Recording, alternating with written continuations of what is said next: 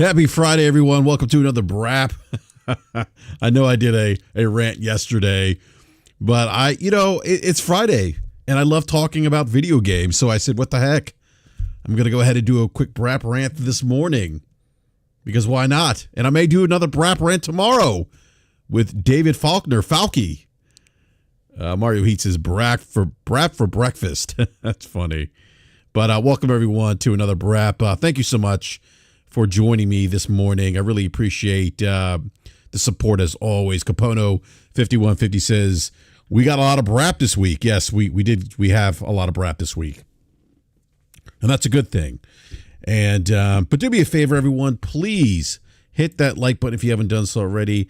I'm going to drop the link here in the live chat. If you could do me a solid, retweet the link or share the link on your favorite social media platform. Hell, text message a family member. Let them know BRAP is live. The more the merrier. So I do have a couple things to discuss here this morning. Something I was thinking about with regards to more Xbox games coming to PlayStation. There was the op-ed Jez Corden talked about Project Latitude, which is the code name internally at Microsoft for bringing more content to other platforms. He did say that there are more Xbox first-party games in development for PlayStation 5.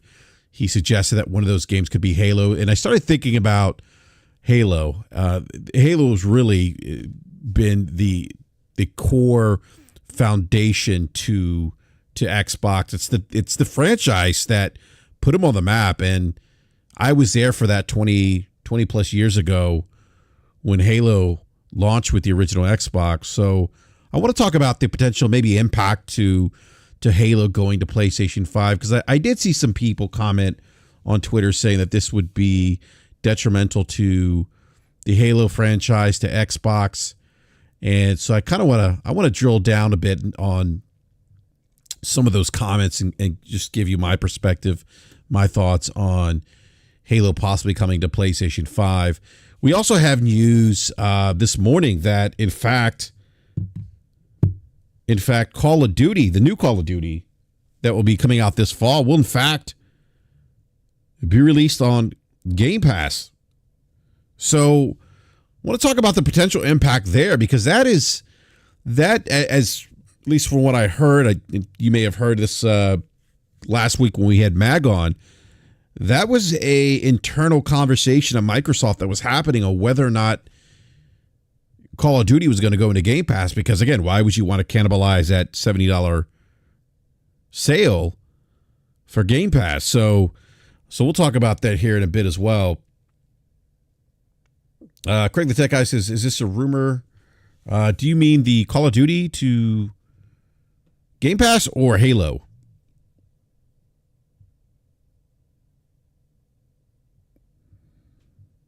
And Jerome, I don't agree. I think the console war is over. Microsoft is pivoting their gaming business in a different direction, which is fine. They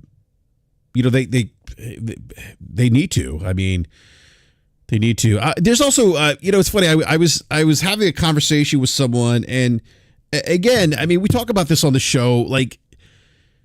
Look, and we don't get it right 100% of the time. We don't, and I'm aware of that. We try to do as much research and try to be as diligent as possible with some of the information, some of the things we discuss here in our own research. But I had a conversation with somebody on Twitter. It was kind of funny because they had mentioned that PlayStation was in last place in terms of, I think it was profit. I'd have to pull this up again real quick. Let me see here.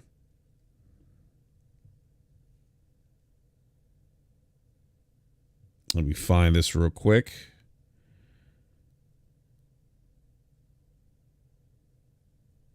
Maybe I don't have this anymore. I thought I had this bookmarked. Maybe I do. Let me see here. Oh, here we go. Okay, I found it. Yeah, so someone has said to me that Sony PlayStation is dead last in profits. And I asked him, I said, are you comparing overall Sony profit to Microsoft and others? Meaning, like, are you comparing like Microsoft as a whole? And they were like, no. They're like, we're talking, they said Nintendo first, Xbox second, PlayStation third. And they were using that slide that Derek from Tweaktown had put together. And I asked this individual, when did Xbox start reporting profit margins, which they haven't. And I explained to this individual, like, you're looking at a chart that's not an apples to apples. Xbox is using accountability margins, which Phil Spencer said. And I replied to this individual, they're like, prove it. I'm like, look, the Xbox number is accountability margin, not operating profits, and excludes a ton of direct costs covered by other parts of Microsoft, in this case, i.e. Azure. Per their own notes on accounting policies in their SEC filed annual accounts. And also, Phil Spencer under oath said Xbox runs at single digit profit margins. And I screenshot of the quote where Phil under oath when he testified this past summer said the Xbox business today runs at a single digit profit margin. So it's just one of those situations where just do your due diligence, Just do your homework.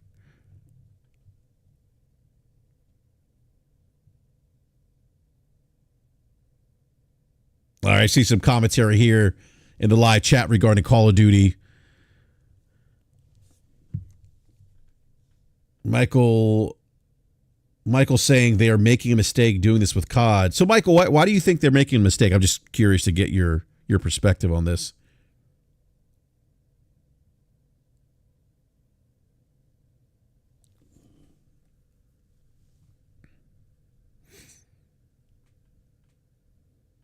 All right, so Wall Street Journal this morning. This is an article by Sarah Needleman.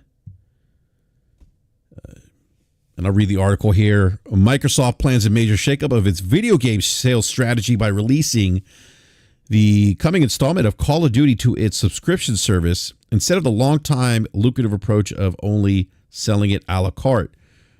The plans, which mark the biggest change to Microsoft's gaming division since it closed the $75 billion takeover of Activision Blizzard, are expected to be announced at the company's annual box showcase next month, according to people familiar with the matter. So, looks like this will be a big announcement at the Xbox showcase. This is a huge announcement. I mean, you have arguably one of the biggest annual release title coming to Game Pass day and date. That's a big deal.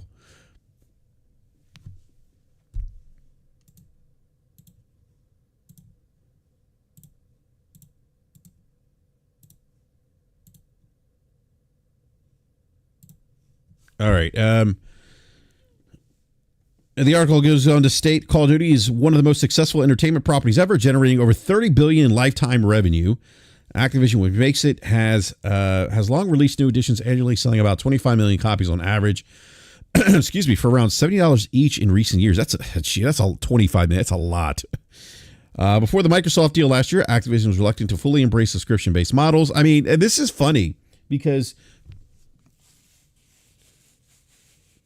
former Activision CEO Bobby Kotick testified that releasing AAA games in a subscription service day and date just don't make sense. It just doesn't make financial sense. And this is Bobby Kotick.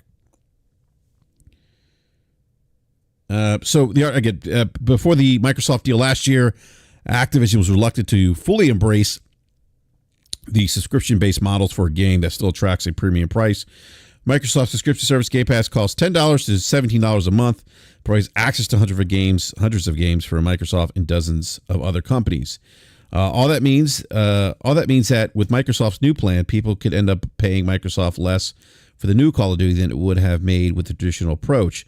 The tech company's hope is that instead it will draw new users to Game Pass, who will end up paying it more over the long term. Last September, Microsoft's sci-fi fiction game Starfield was released on Game Pass at launch, and it drove a record number of new subscriptions in a single day. Microsoft has said we never actually got those numbers. I just want to note that Satya did mention that, but we never got concrete numbers of that. But now we know where Microsoft is. Currently, I think it's about not Microsoft, but Game Pass is 30 something million. But of course, that growth came from the additional 12 million people that they switched from Game Pass, not from Game Pass, I'm sorry, from Xbox Live Gold into Game Pass.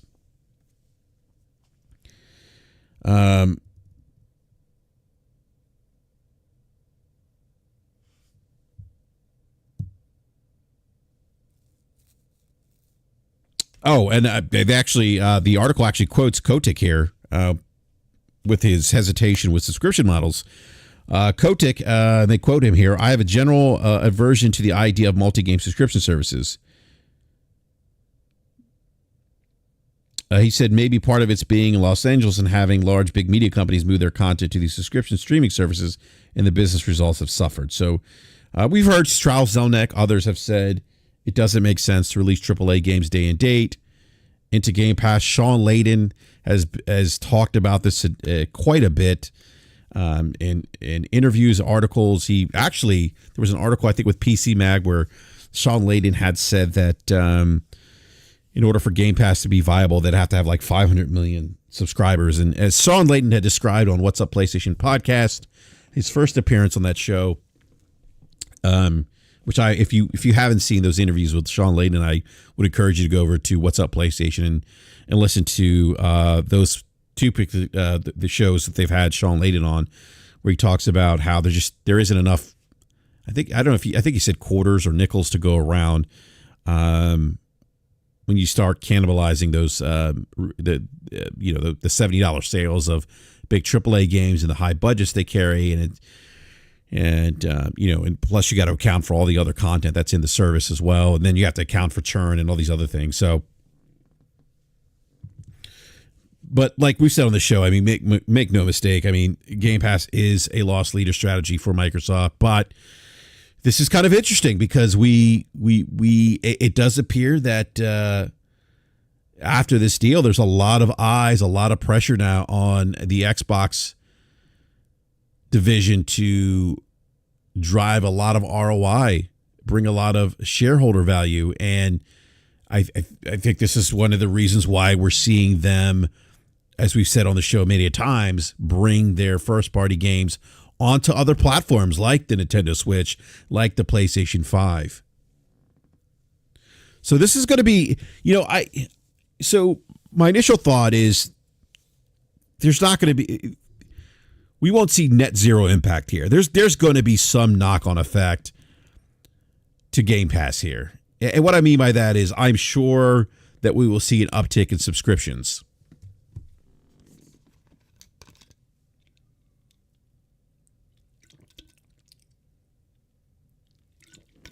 Excuse me, I had to take a drink of my, what is this?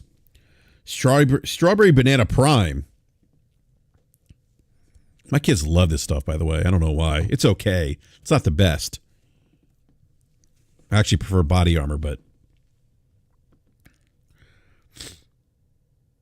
yeah, so I definitely think there's going to be a knock-on effect, a positive knock-on effect to Game Pass subscriptions. I'm sure we will see a increase in Game Pass subscriptions, so I'm sure Microsoft will tout those numbers.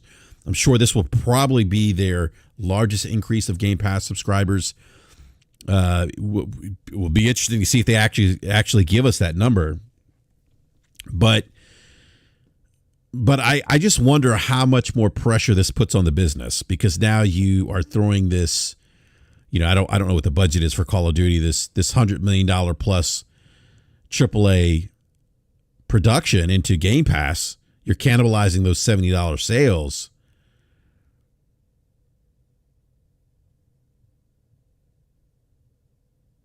And it's like, why,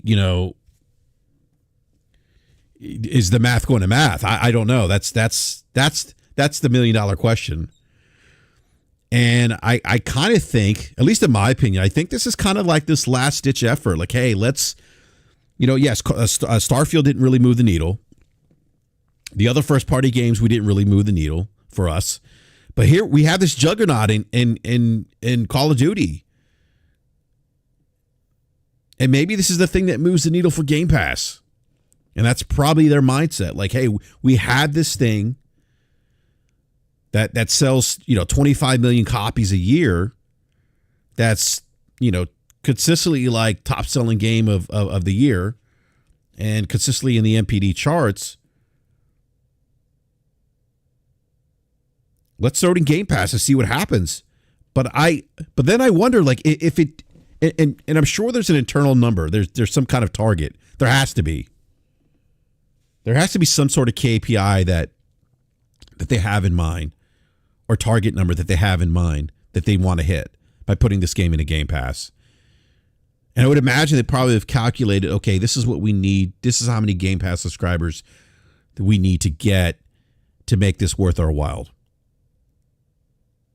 Lonely Stove says this legit doesn't make sense. I don't totally disagree with you. That's why I said the math may not seem the math here. And considering the pressure of the business, what we've talked about, declining hardware sales. Because I think what you're hoping is you're probably hoping to convert more people who are on the Xbox ecosystem into Game Pass. And presumably on PC. I would imagine, just based on the PC install base, that maybe you'd probably see the greater uptick in get new Game Pass subscribers on the PC side. Or maybe not. Because again, you have people that only play Call of Duty. And so does it make sense for them to subscribe to a service where they're going to pay, $100+ and may not entirely use the service? And I'm not saying that nobody on PC will subscribe to Game Pass. I said this a few minutes ago, that you'll certainly see some people. You'll certainly see some people who haven't subscribed to Game Pass hop into Game Pass to not pay the $70. They'll say, "Oh, you know what? I can subscribe and for $15 a month or $17 a month, and then I'm good."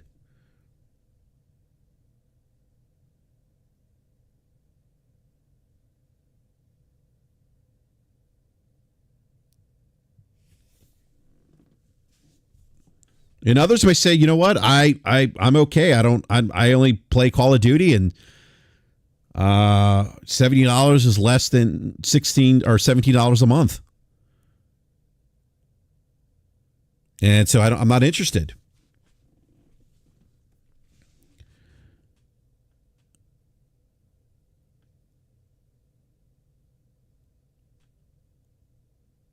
And the other thing too is, and I wonder, because there has been some rumblings, conversations around an increase in price to Game Pass.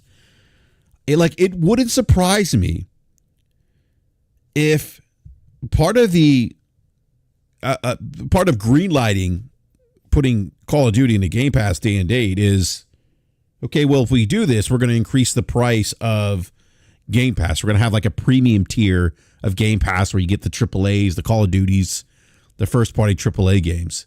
That would make sense to me. I mean, we kind of see these tiers in other subscription services, in particular with Netflix. You have to pay if you want the 4K version of Netflix, or you want to stream in 4K. That's an additional cost to you. Or if you don't want to watch ads on Amazon Prime, that's an additional cost as well.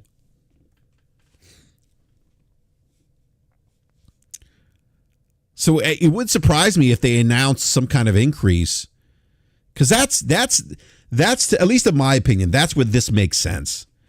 Because we talk about the cannibalization of $70, like you're giving up millions and millions of dollars in hopes of making that up off subscriptions. And I would imagine you'd have to obtain enough subscriptions to offset the $70 that you're losing at retail.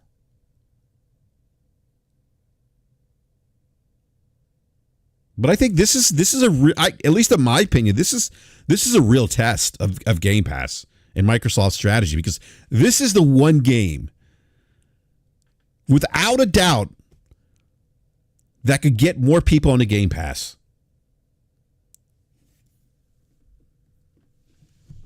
And let me know what you guys think of the live chat here. If you think that we'll see an increase in the price of Game Pass as a result of a game like Call of Duty going day and date.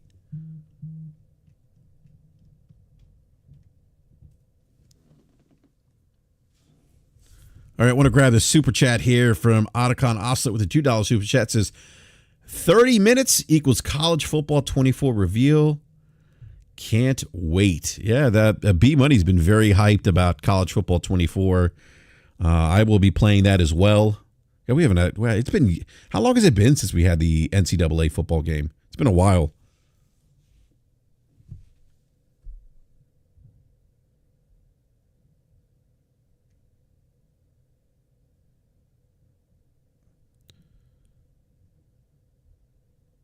Ricardo117 says, BRAP, I don't want to be salty, but I feel the next Call of Duty, I don't think it's going to be reviewed well only because Xbox owns Activision.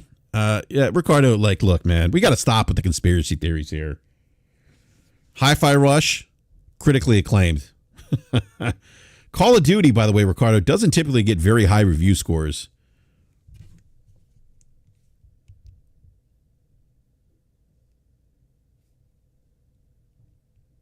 Let's see here. I'm going to look at Modern Warfare 3.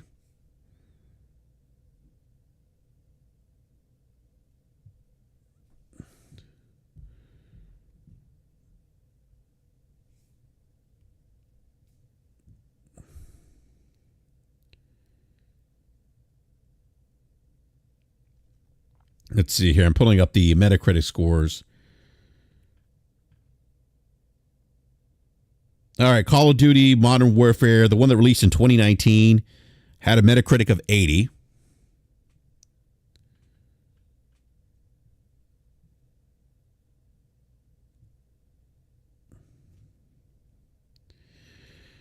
The recent Call of Duty Modern Warfare 3 had a Metacritic of 56.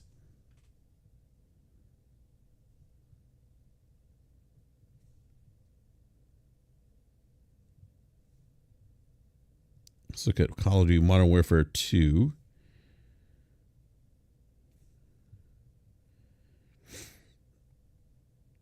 And Call of Duty Modern Warfare 2, which was released in October 2022, has a Metacritic of 75. So, Ricardo, the Call of Duty games recently haven't had very high Metacritic scores. So I don't think you can blame that because Xbox owns Activision. Honestly, I just think that's a good excuse.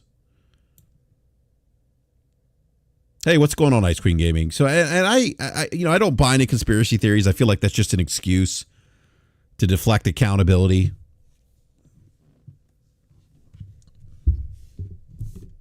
Yeah, like Abby says, COD has been COD has been a mix for a while now.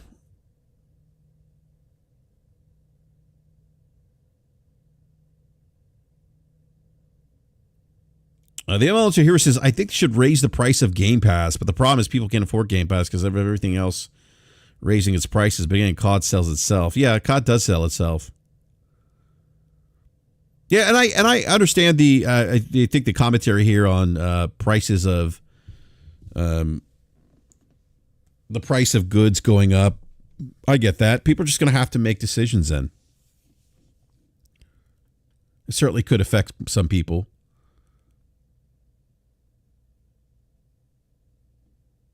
But yeah, I think this might be, if this doesn't work out for Game Pass, if they don't get the ROI I think they're hoping for, we may not see another Call of Duty released day and date on Game Pass. But on the flip side, this could be something that really works out well for them, drives enough subscriptions. But I'm also leaning towards the idea that we're going to see a price increase in Game Pass.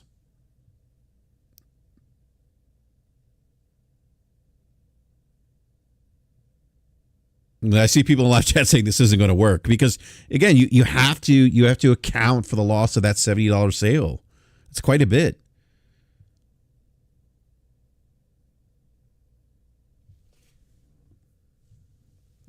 And I could see them mitigating that risk by increasing the tier, by putting like a $25 tier, because I think that's going to do two things. You're going to get people that are going to say, well, wait a minute, like that's higher than I care to pay for, so I'm just going to pay the $70. And you'll get some people that are going to say, oh yeah, I'll pay the extra 20. the extra, $8, $9 or whatever it is for Game Pass to get Call of Duty day and date.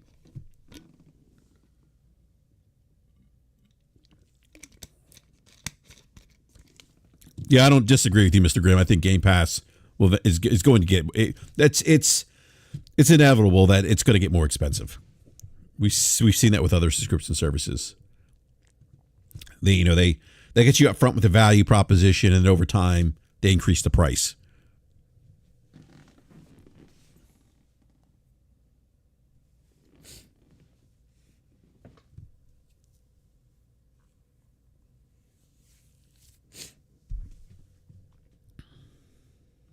I just realized I only have one mod in here. I need to start promoting other regular listeners to mods here because Ice Queen Gaming is the only mod we have right now.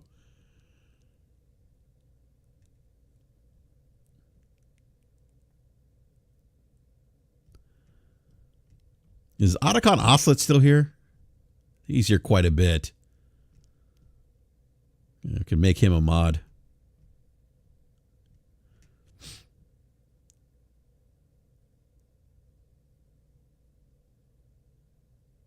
Lord Durinza says COD won't die. PlayStation players and casuals will buy it. Yeah, I don't think COD's going to die.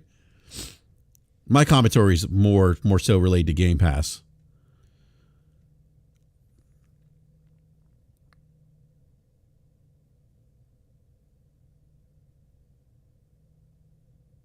Just Wait says it'll be hilarious if COD doesn't greatly increase Game Pass subs and the price that causes people to cancel them. And even if they cancel the subs, I mean, they're going to, assuming the people that are canceling the subs are interested in Call of Duty, they'll just buy the $70 version of Call of Duty.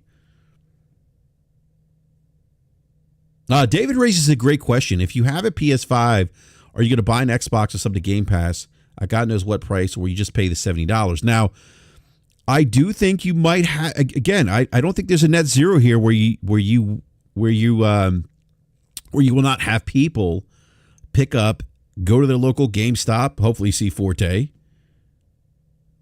and pick up an Xbox to get Game Pass to play Call of Duty. I'm sure you'll see some of that. I don't think we're going to see a lot of that, though. I think it's really hard to pull people away from their digital ecosystems that they've invested in, their digital library, I should say, that they're already invested in, their friends list, things like that. But yeah, I could certainly see some people going out and buying an Xbox. I'm not going to say it's going to be net zero, that won't happen. But I don't think it's going to be as exaggerated as I've heard some content creators say that I don't think it's going to be as exaggerated as what I've heard from some content creators. I've heard some content creators suggest that this is really going to move the needle for Xbox hardware. I don't think it will. I think it will. I think it certainly will help a bit, but I don't think it's going to move the needle the way that some people think it's going to.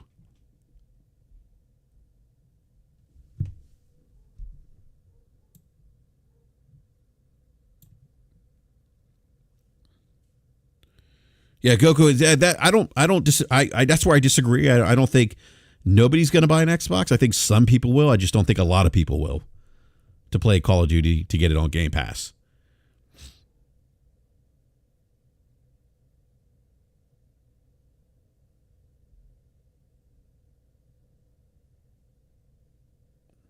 Yeah, Elemental. Yeah, I'm not suggesting that. Certain people can. If somebody's inclined to, they can certainly build a digital library. And I'm sure there are some people that are okay with that. I just think that's a very hard proposition.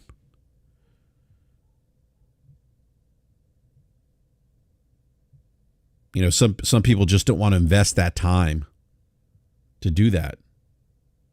Again, I'm not saying that nobody will, but I just think it's a tough sell for someone to say, okay, I'm going to go to this other platform and build, a digital library again and start over.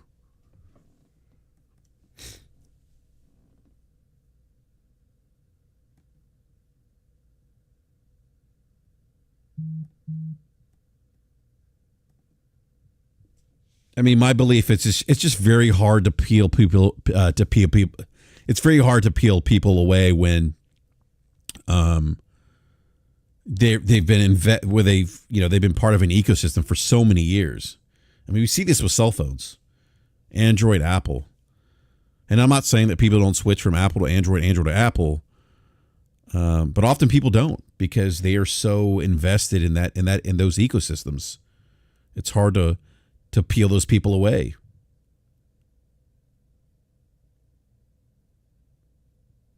I mean, Ricardo, that's a possibility. People could do that. I'm sure there's going to be some churn. Oh yeah, no, I don't. Yeah, Elemental, I don't disagree. I'm sure they can rebuild. I'm not saying they can't. Obviously, you can. I just don't think that most people want to do that because don't want to take the time to do so, and they're just comfortable in the ecosystem they're already in. Lord Jazerna says sooner or later everything will be everywhere because that's where the money is. What do you mean? Like, are you saying Lord Jarinza that a Sony, like Nintendo, like Mario Brothers is going to be on the Xbox, or The Legend of Zelda will be on PlayStation? Is that what you're suggesting?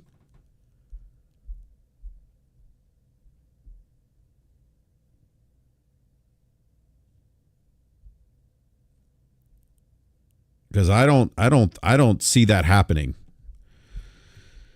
And I think that's kind of we always go back to exclusives are going away. Look, when you're selling hardware and you need that differentiator to sell hardware in the market, you're less likely to put your software on a rival platform.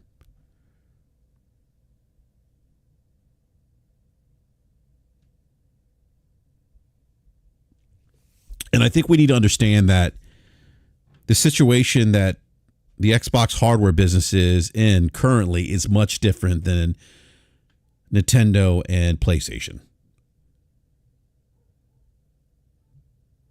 Lord Jerzena says PC's taking over. Is it not? No. I mean, PC's still a very small. I think PC is like mobile is the biggest slice of the pie, then console gaming, and then PC. And I want to say PC's maybe like 10% of the market. I'd have to go back and look at the numbers.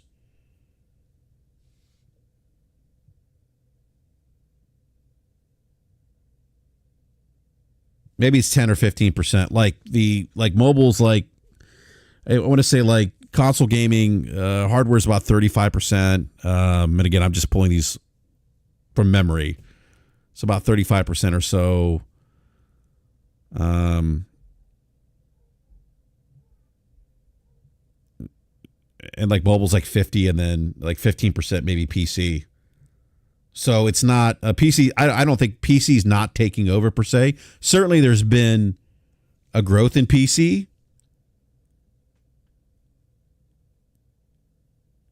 But PC is a very expensive value proposition to a consumer.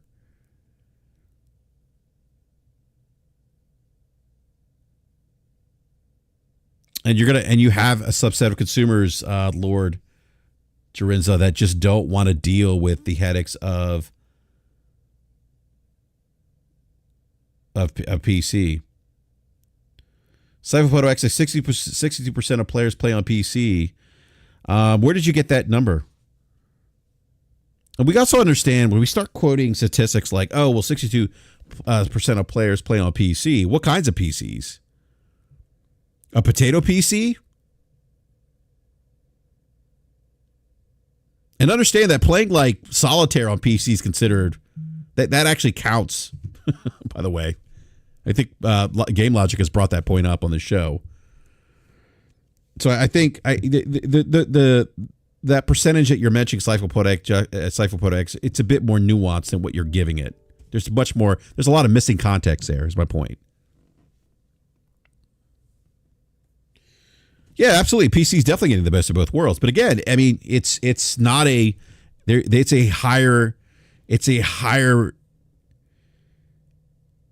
higher price point for consumers. It's going to cost you more to get into that space.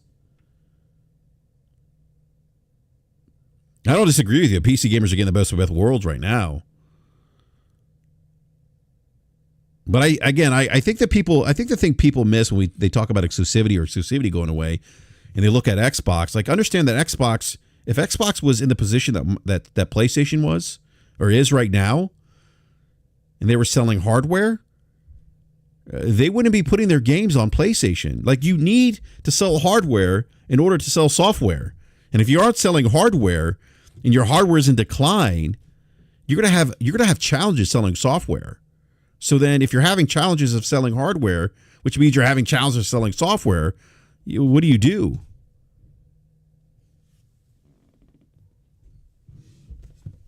The option for Microsoft is to bring their games to rival platforms because they can make money. Because there's just not enough audience on the Xbox hardware to buy those games. The first party games.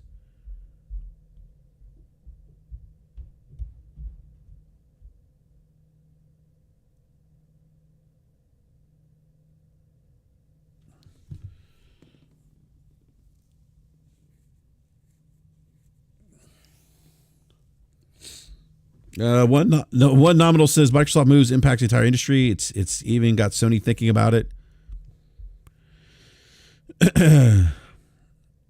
I mean, yeah. I mean, I could. I mean, maybe. I could certainly see where Microsoft's done things in the past, and Sony has adopted some of those things. But Sony's also done things.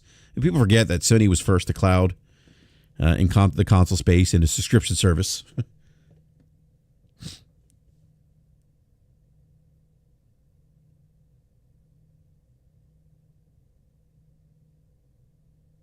I mean, yeah, Lord Jorinza, it's $1,200 for a PC.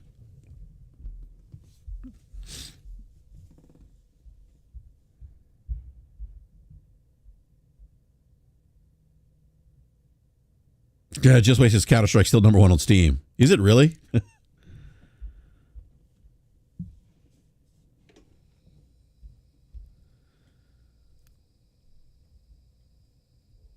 All right, I do want to move on to Halo coming to PlayStation 5. As I mentioned earlier in the show, Just Cord and Windows Central had reported on Project Latitude, which is the code name internally at Microsoft for bringing their first-party games over to rival platforms. Jez did say that there are more first-party games in development for PlayStation 5. Christopher Dring, post-GDC on the Microcast, mentioned that the majority of Xbox exclusive first-party games are going to rival platforms, PlayStation, Nintendo. Yes, it has a project name. It's called Latitude. Satya Nadella has said there's no red line with what games can go to rival platforms. Jez had suggested that maybe one of those games is Halo. And so, as many of us know, Halo was what really put the Xbox brand on the map. Launched with the original Xbox, was a genre-defining title, really moved the industry. Was one of those games that that was able to put butts in seats for Microsoft for Xbox. And so I've read some of the commentary where people have suggested that, well, Halo going to PlayStation 5 would be the end of Halo. And I'm thinking to myself,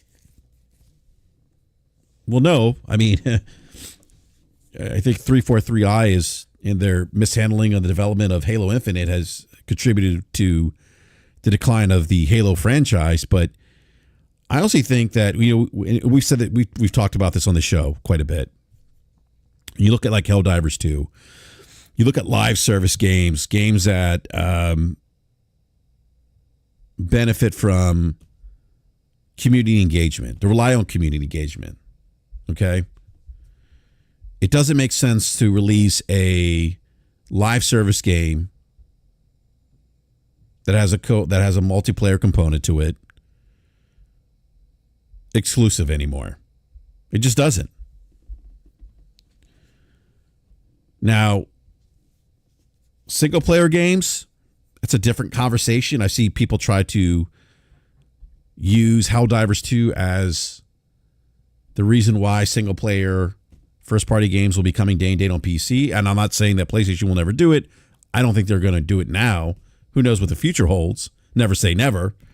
But I just don't think that they're going to do that for reasons which we discussed on the show before, which I'm not going to get into right now because it's just too lengthy of a conversation to have at the moment. We've had Falky on, break down the finances, and I've talked to people behind the scenes in the industry about that. And most of the people that I've talked to in the industry have said that, the math doesn't math for Sony to do that right now for single player games. But anyhow, but Halo could certainly benefit from having access to a larger player base. And, we see some of the success that Microsoft is having with Sea of Thieves, at least with the initial pre-orders for that game on the PlayStation 5. And look, I get the optics of it. Like, wow, holy shit, like Halo, this is Microsoft's biggest tentpole title, its most recognized brand in its gaming portfolio for Xbox. How could it come to PlayStation? And I think it could come to PlayStation because of some of the challenges that Microsoft is having in terms of selling software, and really how the ABK deal really put more eyes in the Xbox business and kind of tipped the scales in terms of immediate ROI, which we talked about.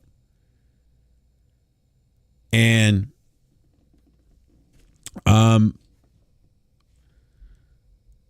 Halo Infinite could certainly benefit from more players. I mean, when I was playing the game, it really,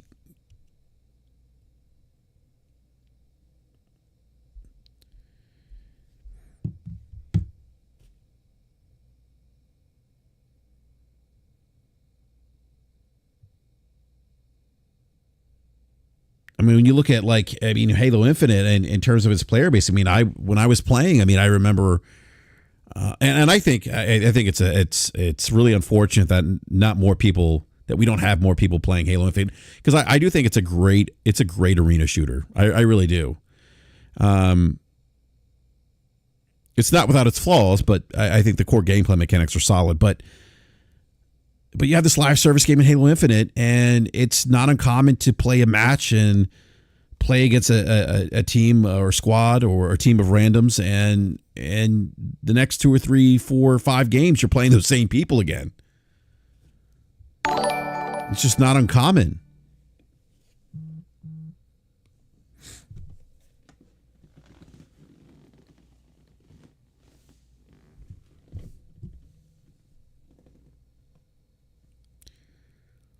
So there could be some benefit here. You get more eyes on the Halo Infinite. On Halo Infinite. You get more gamers playing on Halo Infinite. And I think I honestly think just due to the name alone, Halo, and it coming to PlayStation, I still think the name holds value. I think you get a lot of eyes. You may get a lot of interest from people who have never owned an Xbox, who are all of a sudden like, oh, I know about Halo. It's a big deal. Oh, I'm going to go play this game now.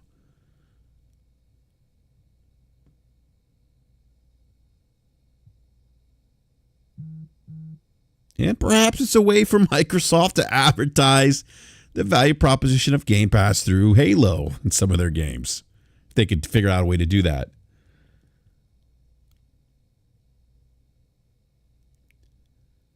And then Halo has, Abdi, I was just about to say this, Halo has microtransactions as well.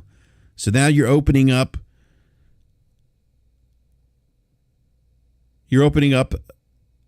microtransactions, the potential purchase of microtransactions to even more people. And let's face it, we look at the hardware numbers, Z Huge, Daniel Ahmad from Nikkei Partners, they're estimating that last quarter, PlayStation 5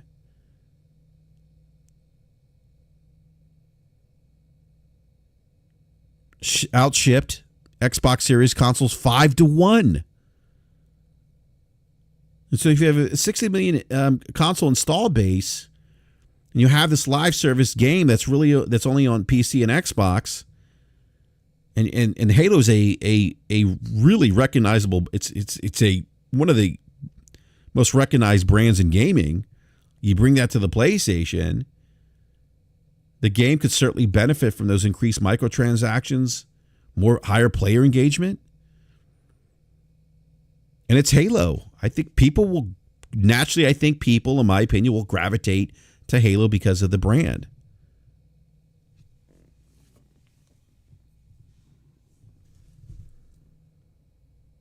Now, as somebody who was an Xbox Live beta tester and bought an Xbox, day one, the original Xbox with Halo, yeah, it's kind of weird. It would be weird to see Halo there.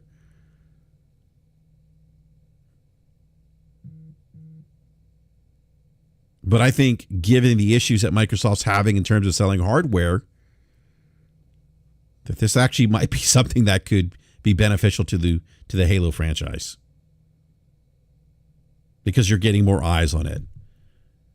And I would imagine someone who hasn't played PlayStation, who's primarily been on PlayStation, hasn't bought an Xbox, but is aware of Halo, may say, hey, wait a minute, like, Halo's here now. Yeah. Hell yeah.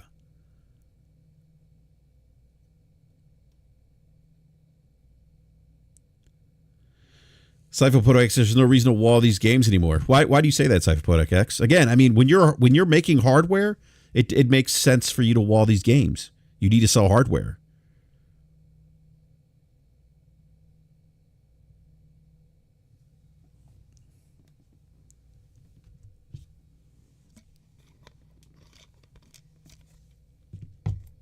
I mean, really, like Nintendo and Sony aren't having issues selling first-party software on their hardware. You look at some of the numbers. I know somebody's going to say, oh, well, look at the profit margins for PlayStation. I get that because the cost, the expense of making games. And I think what's going to happen there is there's going to be more, you're going to see the bean counters honing in on more, probably eliminating some discretionary spending, but also, kind of pulling the reins back on development time, project scope, things like that. And there's ways to minimize those costs to increase your profit margins.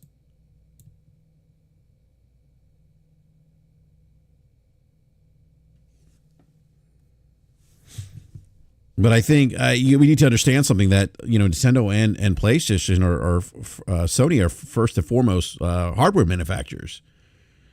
The hardware they sell are conduits to them making even more revenue.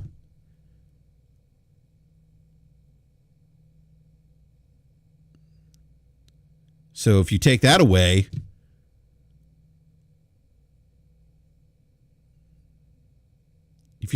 then where, then what's the incentive to buy their hardware?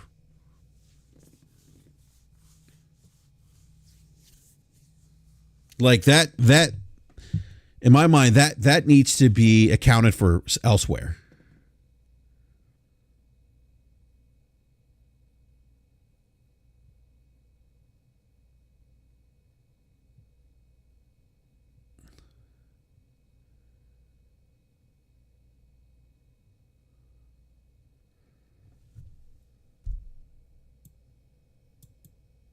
Let me grab this super chat here. Cypherpodic X with a $5 super chat says, I think Halo Master Chief Collection would be perfect forever the brand. Then shows Halo Next Gen for 2027. That's marketing. Yeah, I think the Master Chief Collection would be great to release that on PlayStation. Get people into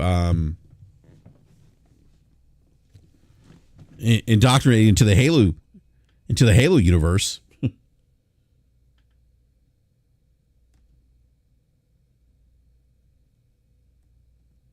But I also do think that Halo Infinite could benefit from also going on PlayStation.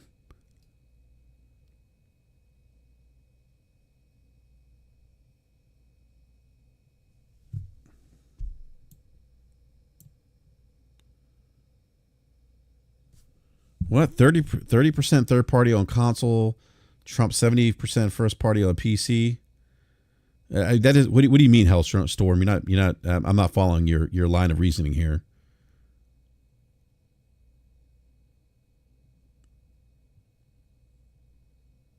Yeah, I don't disagree, Cypher X. I think hardware for Microsoft, at least the Xbox hardware, is going to be niche like Surface. The Logic's talked about that quite a bit here on the show.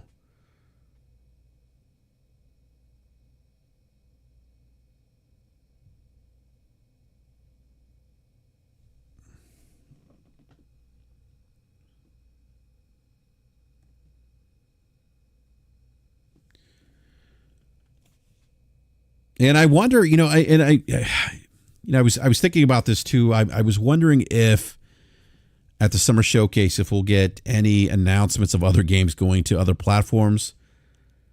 I don't think they would. I feel like that would shift the conversation towards, oh, well, what other games are coming? And maybe Microsoft doesn't want that conversation to be the focal point outside of the games that they show. But we'll see.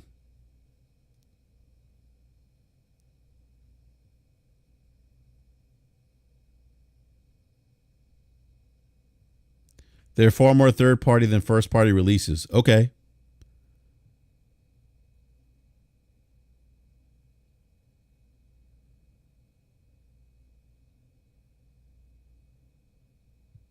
Making the point, getting 30% from third party sales on PS5 is more than PlayStation would make on the 70% split on first party on Steam.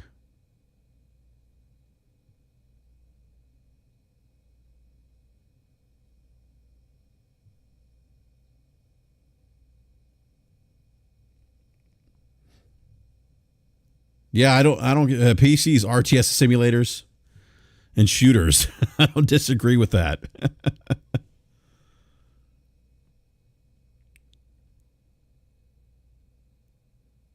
Game over Cholo. I don't know. I mean, I don't know if Starfield, there's that rumor. I mean, I do think Starfield's going to eventually come to PlayStation 5. I've heard rumors that it's going to happen this fall. Yeah, I mean, if it's shown at PlayStation event, that would be a pretty big reveal.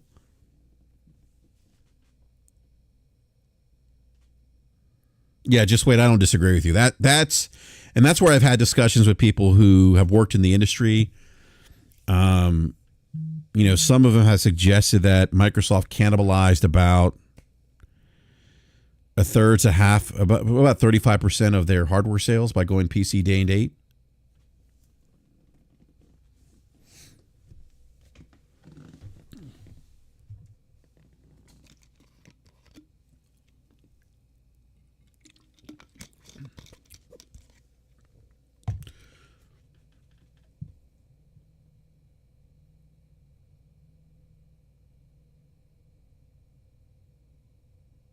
Yeah, Josh, that's true. They really haven't done a lot to advertise their games on PC.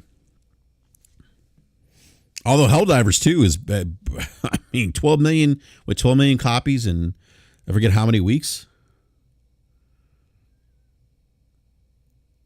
I mean, they struck lightning in a bottle there.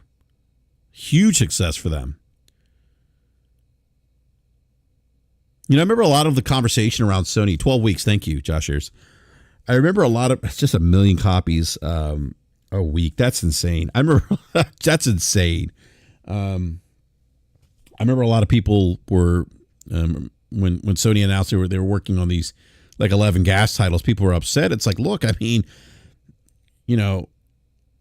they know that not all of these, that not all of the gas games that they're going to release are going to hit. So, at least if they can get one or two to hit, they're probably good. And they got that one off the gate that hit with Helldivers 2.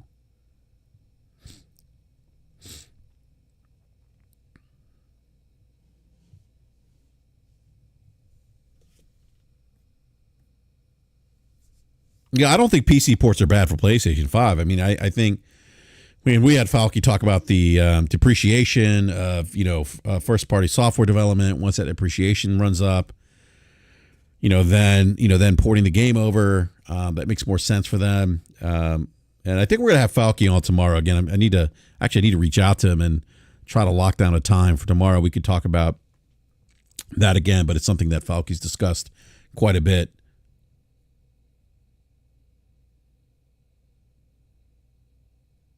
Kitty Girl says, I haven't seen much marketing for Hellblade 2. I hope Ninja Theory doesn't get the job next. Yeah, I haven't seen much marketing for them either. I hope this game does well, hits whatever internal metrics Microsoft has for it, and they consider it a success. Because I think it's fair to be concerned. We saw what happened with Hi-Fi Rush. Would Hellblade 2 be next if it didn't hit whatever internal metrics Microsoft has for this game, or for their games in general? So, but yeah, the showcase should be interesting in terms of what Microsoft announces, and whether they announce other games going to rival platforms. But again, it wouldn't surprise me to see Halo making its way to PlayStation.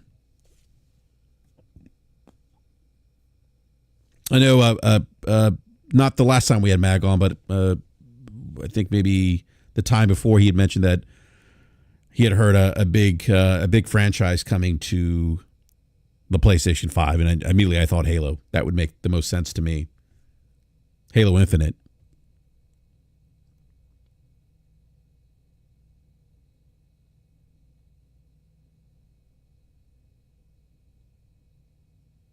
Yeah, I know what you mean there, Jess Wade. I mean, we were told one thing, and then apparently that wasn't the case. And that's a concern. I mean, Gears could be the other one. RPG88 says, I think it should be Gears. Yeah, Gears could certainly be the other big franchise that's coming to PlayStation.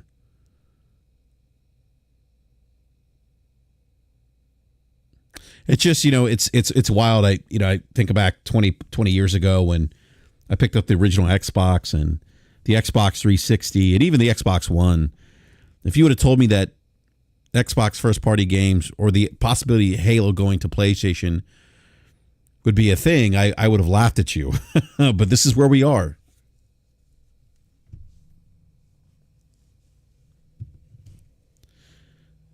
This is where we are. Oh, Lost Odyssey. What a great game. Would love to see that come back. All right, everyone. Well, that is it in terms of topics for this BRAP rant. First and foremost, I want to thank everyone for coming by and hanging out with me this Friday morning. And look, hit the like button if you haven't done so already.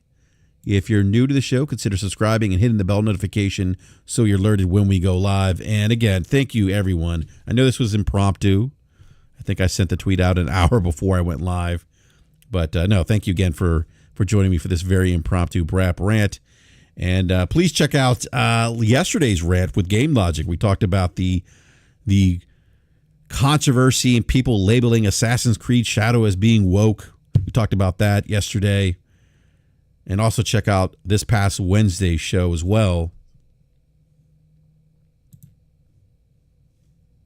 And as I mentioned, I'm probably going to be doing something with David Faulkner, I should say. I'll probably be doing something with him tomorrow. I just need to lock down a time, figure out what time we can coordinate getting together and getting into some of the PlayStation financials and financials with Square Enix. Falky is a financial analyst, so this is why we have him on the show. So if you like that kind of breakdown of financials, you're definitely going to want to listen to the show. You're not going to want to miss the show. Falky is great at breaking down the numbers and discussing it and making it make sense. So thank you again, everyone. Please have a great... Yeah, Goku, I think that podcast, that individual in particular, I don't know. He is consumed by Xbox fandom, unfortunately, and just doesn't really. I don't want to say he's not honest, but I don't think he. I think he does a lot to just pom than applying some critical lens or analysis to the Xbox business. So, and I think that's unfortunate because it does end up leading to the spread of misinformation, disinformation, unfortunately, which we shouldn't have in video games, in my opinion. But anyhow, But everyone, listen, have a great weekend. Enjoy playing video games. Because that's what it's about. It's about enjoyment and having fun. And if you haven't done so already, give me a follow on Twitter/X at BRAP_podcast. I put all of the BRAP programming updates there. And if you subscribe and hit the bell notification, you also get the bell notification. But I wouldn't rely on that. I wouldn't rely on that with YouTube. But yeah, definitely give me a follow at BRAP_podcast. Again, thank you so much, everyone. It means a lot to me that everyone showed up this morning. This very impromptu BRAP rant. Remember, again, enjoy playing video games and having fun with them, because ultimately that's what it's about. And on that note, we will catch you next time. Thank you again.